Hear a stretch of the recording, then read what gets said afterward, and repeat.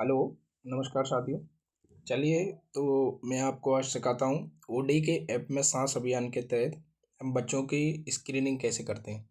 तो सबसे पहले आप ओडी के ऐप डाउनलोड कर लीजिए। उसके पश्चात कुछ इस प्रकार का इंटरफेस आपको नज़र आएगा। तो आप यहाँ पर क्लिक कीजिए एन पर।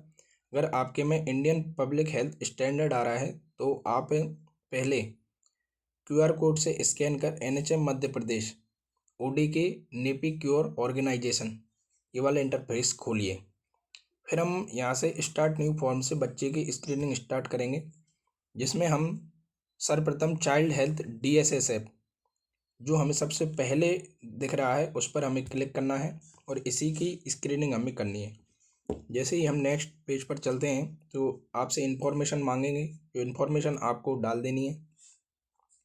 फिर यहाँ से बच्चे की जानकारी हम एंटर करना स्टार्ट करेंगे। तो सबसे पहले जो भी बच्चा आपके पास आया है उसका नाम, माता का नाम और पिता का नाम आपको यहाँ पर एंटर करना है। ठीक है, मेल फीमेल आपको सिलेक्ट कर लेना है।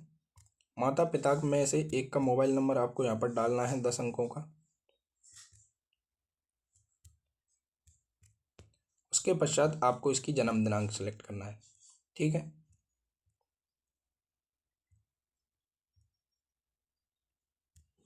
जन्म दिनांक सेलेक्ट करके आप इसमें ग्रामीण या शहरी क्लिक करेंगे। बच्चा गांव का है तो गांव का नाम आप डालना है आपको।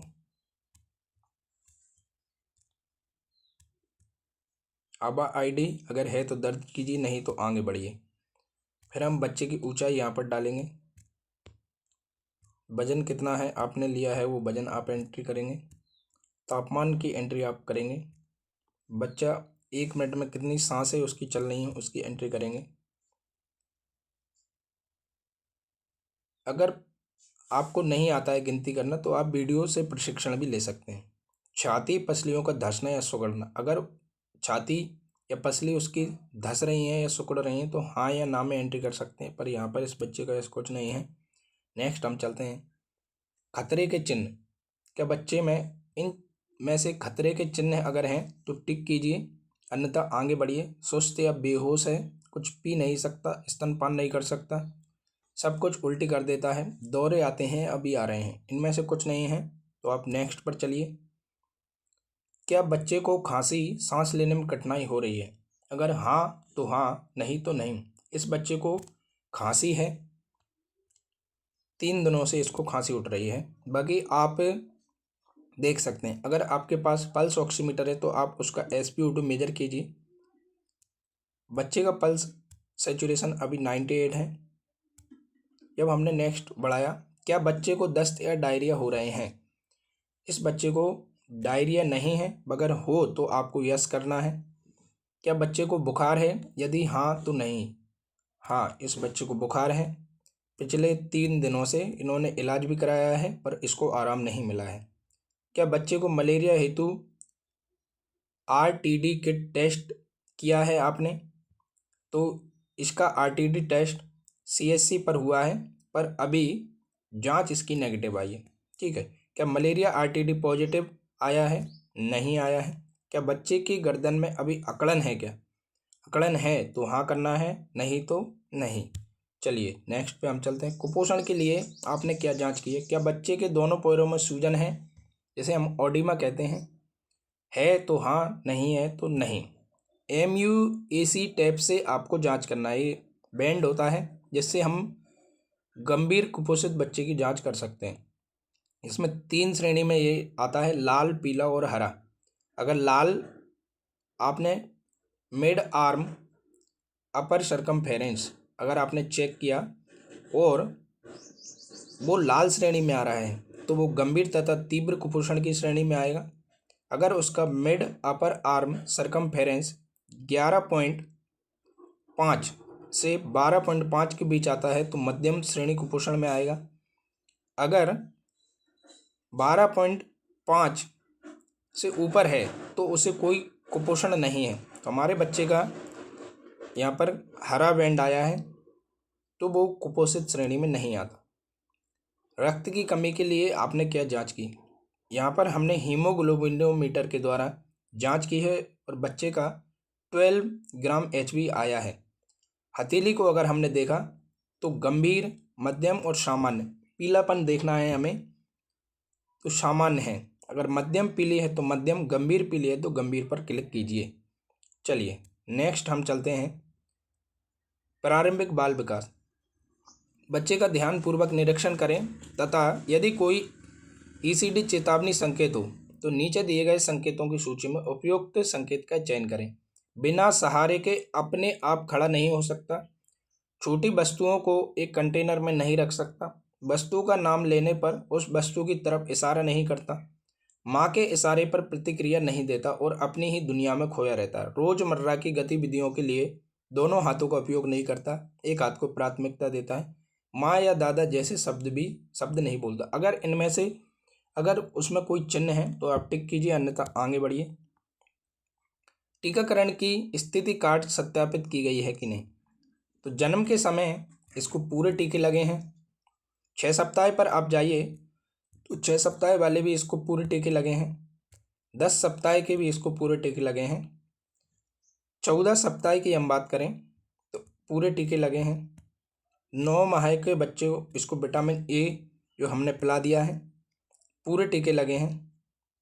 ठीक है, उसके बाद अब ये 1 साल का बच्चा है, 16 माह का नहीं हुआ है, तो ये टीके अभी इसको नहीं लगे हैं, ये लगेंगे आगे आने वाले टाइम में। कृमिनाशक खुराक दी गई है नहीं, यहाँ पर हमने इसको कृमिनाशक सिरप दी है तो आपको हाँ करना है, अन्यथा आप टीकाकरण कार्ड में इस सारी चीज़ों की स्थिति सत्यापित कीजिए। टीके लगे हैं तो टिक करना है हमें और आगे बढ़ना है। जो दवा उपलब्ध है एवं बच्चे को दी जानी है उसका चयन कीजिए। अमोक्सिसिलिन की उपलब्धता आपके पास है क्या। सिरप 125 mg प्रति 5 ml, यह गोली है 125 mg की, गोली 250 mg की, यह उपलब्ध नहीं है। तो हमारे पास अमोक्सिसिलिन की गोली है 125 mg, जो कि हमने उसे माता के दूध में घोलकर पीने के लिए सलाह दी है। पैरासीटामोल की उपलब्धता है क्या। तो हमारे पास 500 mg की गोली है जिसके हमने 4 टुकड़े कर माता को 1 टुकड़ा देने की, सुबह शाम देने की सलाह दी है। IFA आयरन फोलिक एसिड की उपलब्धता, इसमें से आप कौन सा सिरप उपलब्ध है उस पर टिक कीजिए। IFA paediatric tablet 20 mg, IFA syrup 20 mg elemental 100 mcg folic acid प्रति ml, IFA drop 20 mg elemental iron प्रति ml, जिसमें से है वो आपको टिक करना है।